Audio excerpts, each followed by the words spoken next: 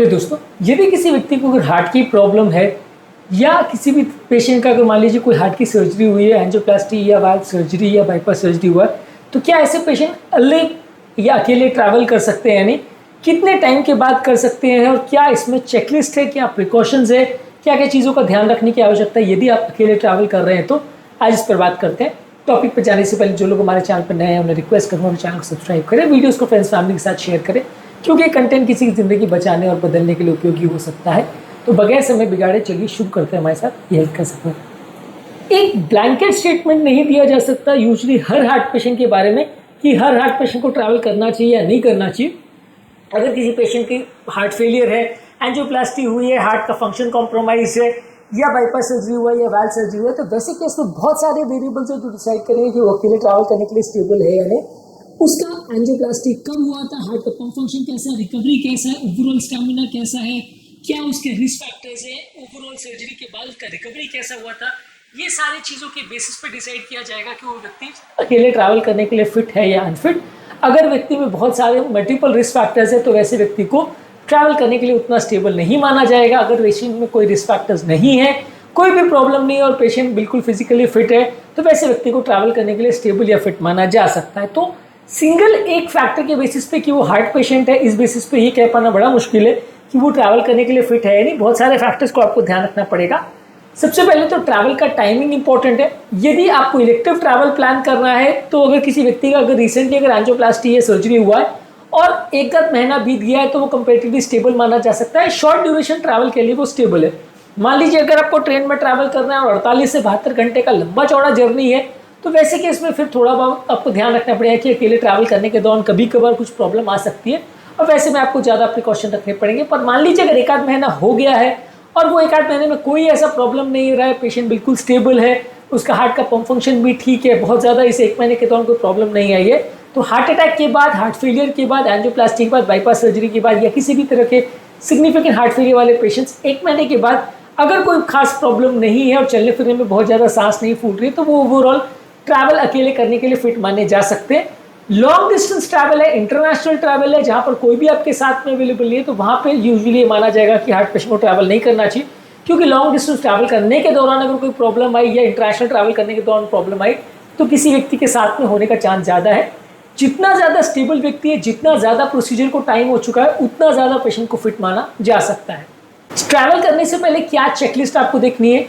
मान लीजिए किसी पेशेंट को अगर छाती में दर्द नहीं है, श्वास नहीं फूल रहा है, बीपी और हार्ट रेट स्टेबल है, चलने फिरने में कोई सांस नहीं फूल रही, रिसेंटली कोई बेहोशी के एपिसोड नहीं हुए, हार्ट रिदम की कोई प्रॉब्लम नहीं, रिसेंट हार्ट फेलियर नहीं हुआ है, कोई ब्लीडिंग या क्लॉटिंग का प्रॉब्लम नहीं हुआ है, एंजियोप्लास्टी या बाईपास सर्जरी जो हुआ है वहाँ पे सर्जिकल साइट में कोई इन्फेक्शन या इश्यूज नहीं है, मेडिसिन अगर वो रेगुलरली लेता है, तो ये सारी चीज़ अगर सही है तो वो ट्रैवल कर सकता है। पर अगर ये सारी चीज़ में कोई भी एक या मल्टीपल प्रॉब्लम्स है तो ट्रैवल करने में आपको ज़्यादा ध्यान रखना पड़ेगा।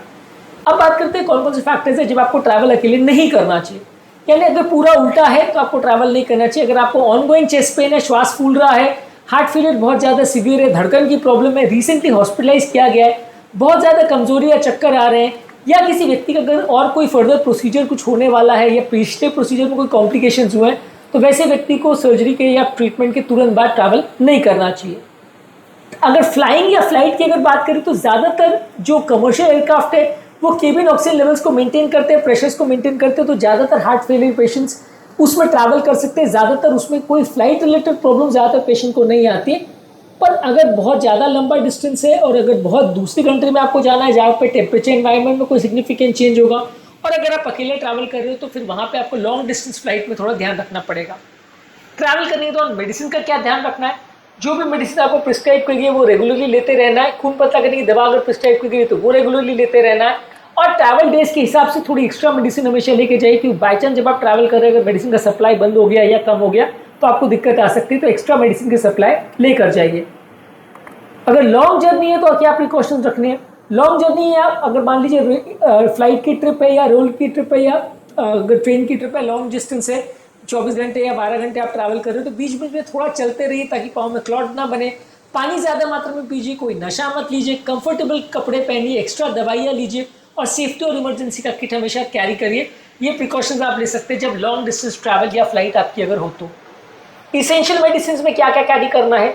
इसेंशियल मेडिसिन में जो जो अभी मेडिसिन चल रही है और सही डोजेस में आपके पास होनी चाहिए, क्या प्रोसीजर आपका हुआ है, क्या कॉन्टैक्ट नंबर्स है, इमरजेंसी हो तो किसको कॉन्टैक्ट करना है, इसके नंबर और डिटेल्स होने चाहिए, जो इंपॉर्टेंट मेडिकल रिपोर्ट्स है उसकी डिटेल्स आपके पास होनी चाहिए, हेल्थ इंश्योरेंस के पेपर्स होना चाहिए और ट्रैवल इंश्योरेंस भी अगर करवा के चले तो ज़्यादा अच्छा है। तो ये सारी इंपॉर्टेंट चीज़ें हैं जो आपको हमेशा मेडिसिन के हिसाब से कैरी करनी चाहिए। अब नेक्स्ट पॉइंट है कि ट्रैवल करने के दौरान क्या ऐसे वार्निंग साइंस है जो आपको सजेस्ट करेंगे कि उस प्रॉब्लम हो सकती है जिसमें आपको इमरजेंसी में कॉन्टैक्ट करना है। यदि ट्रैवल करने के दौरान आपको छाती में दर्द हो रहा है कुछ मिनट से ज़्यादा, श्वास फूल रही है, चक्कर आ रहा है, कमजोरी हो रही है, धड़कन का प्रॉब्लम हो रहा है, वीकनेस हो रही है, बेहोशी हो रही है, पसीना आ रहा है ठंडा, खूब ज़्यादा अगर उल्टी जैसा लग रहा है, बहुत ज़्यादा छाती में दर्द हो रहा है, ये सारी चीज़ों अगर किसी भी व्यक्ति को हो रही है, इस समय कोई भी अगर एक चीज़ भी हो रही है, तो ट्रैवल करने के दौरान आपको मेडिकल पर्सन को इन्वॉल्व करना है, इनको डिस्कस करना है और उस समय आपको ट्रैवल नहीं करना है। कुछ इंपॉर्टेंट मिथ्स इस मामले में है। कुछ लोगों को लगता है कि एयरपोर्ट के सिक्योरिटी स्कैनर्स हार्ट के स्टेंट्स को डैमेज कर सकते हैं, पर स्टेंट के साथ उसका कोई लेना देना नहीं है।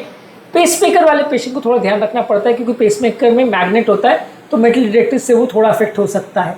इसके अलावा पेशेंट को इसके अलावा कुछ लोगों को लगता है अगर ट्रैवल करने जा रहे हो तो दवाइयाँ वहाँ पे मिल जाएंगी, दवाई कैरी करने की कोई ज़रूरत नहीं। पर बहुत सारी कंट्रीज़ में, खासकर जब आप दूसरे एरिया में ट्रैवल करते हैं तो दवाइयों की अक्सर प्रॉब्लम होती है और कई कंट्रीज़ में रूल स्ट्रिक्ट है जहाँ प्रिस्क्रिप्शन के बगैर आपको मेडिसिन नहीं दी जाती है।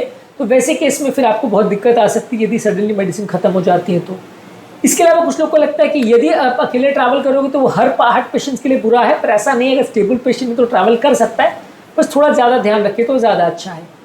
इसके अलावा क्या प्रैक्टिकल टिप्स होनी चाहिए जो आपको फॉलो करना चाहिए यदि आप सोलो ट्रैवल कर रहे हैं। सबसे पहले आपको ट्रैवल करने से पहले मेडिकल क्लियरेंस लीजिए और अगर मेडिकल क्लियरेंस मिले तो ही ट्रैवल करिए। मेडिसिन अपने केबिन बैगेज या हैंड बैगेज के साथ लेके जाइए। केबिन बैगेज के अलावा जो चेक इन बैगेज है उसमें मेडिसिन मत रखिए। फ़ोन के अलार्म सेट करके रखिए ताकि आप डोजेज मेडिसिन का ना मिस कर सको। इमरजेंसी के सारे कॉन्टैक्ट नंबर्स लेके जाइए।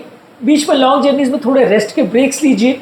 इसके अलावा अगर आप फ्लाइट में अगर ट्रैवल कर रहे हैं तो आयल सीट पे आप बैठिए। खिड़की के सीट पे बैठने में कई बार निकलने में दिक्कत आ सकती है, तो जो आयल होता है यानी बीच का जो रास्ता होता है उसके पास वाली सीट है उसको ही चूज़ करें। इसके अलावा इमरजेंसी में किसको कॉन्टैक्ट करना है, कौन से हॉस्पिटल में जाना है, इसका ट्रैवल और कॉन्टैक्ट डिटेल्स आपके पास होना चाहिए।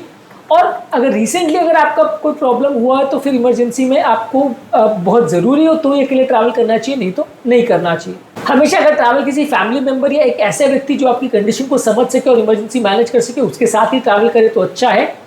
बहुत ज़्यादा उम्र दराज पेशेंट है या जिनके बहुत ज़्यादा और कोमॉर्बिड कंडीशंस है, वैसे लोग को अकेले ट्रैवल इतना ज़्यादा नहीं करना चाहिए। खासकर जिनको मल्टीपल वेसल ब्लॉकेजेस है, डायबिटीज़ है, किडनी का प्रॉब्लम है, बहुत सीवियर हाइपरटेंशन है, वैसे लोग को अकेले ट्रैवल करना थोड़ा अवॉइड करना चाहिए। ओवरऑल एक्सरसाइज कैपेसिटी किसी व्यक्ति की कितनी, वो भी एक इंपॉर्टेंट इंडिकेटर होता है कि वो अकेले ट्रैवल कर सकता है कि नहीं। यदि उसका स्टैमिना अच्छा है और अकेले चलने में या कुछ ट्रैवल करने में सांस नहीं फूट रही है तो वो ज़्यादातर काम कर सकता है। अगर व्यक्ति को कोई सिम्टम्स नहीं है तो कंपेरेटिवली उसको ट्रैवल करने के लिए फिट माना जा सकता है। अगर सिम्टम्स हैं तो उसको ट्रैवल अकेले नहीं करना चाहिए। हार्ट का पंप फंक्शन कैसा है और ओवरऑल पेशेंट का कैपेसिटी कैसा है, पेशेंट का एफर्ट टॉलरेंस कैसा है, ये सबसे इंपॉर्टेंट फैक्टर्स है जो डिसाइड करते हैं कि व्यक्ति ट्रैवल करने के लिए अकेले स्टेबल है या नहीं। आज के टॉपिक में हमने बात करी कि यदि किसी व्यक्ति को हार्ट की प्रॉब्लम है या किसी व्यक्ति की एंजियोप्लास्टी या बाईपास या वाल्व सर्जरी हुई है या रिसेंट हार्ट फेलियर अगर हुआ हो, वैसे व्यक्ति को ट्रैवल अकेले करने के लिए क्या वो स्टेबल माना जा सकता है या नहीं, क्या क्या चीज़ों का ध्यान रखना चाहिए और क्या क्या इस मामले में प्रिकॉशंस है और क्या क्या चेकलिस्ट का ध्यान रखना चाहिए अकेले ट्रैवल करते समय, इस पर हमने बात करी। उम्मीद करूँगा कि आज के टॉपिक में कुछ नई बातें जानने को मिली होगी। जो लोग हमारे चैनल पर नए हैं उन्हें रिक्वेस्ट करूँगा कि चैनल को सब्सक्राइब करें, वीडियोस को फ्रेंड्स फैमिली के साथ शेयर करें क्योंकि कंटेंट किसी की ज़िंदगी बचाने और बदलने के लिए उपयोगी हो सकता है। आपके कमेंट्स हमें जानने में मदद करते हैं कि आपको हमारा कंटेंट कैसा लग रहा है, प्लस हमारे लिए मोटिवेशन और इंस्पिरेशन का काम करते हैं। इसलिए वीडियोस को देखते रहिए, शेयर करते रहिए और हेल्थ के सफ़र में आगे बढ़ते रहिए।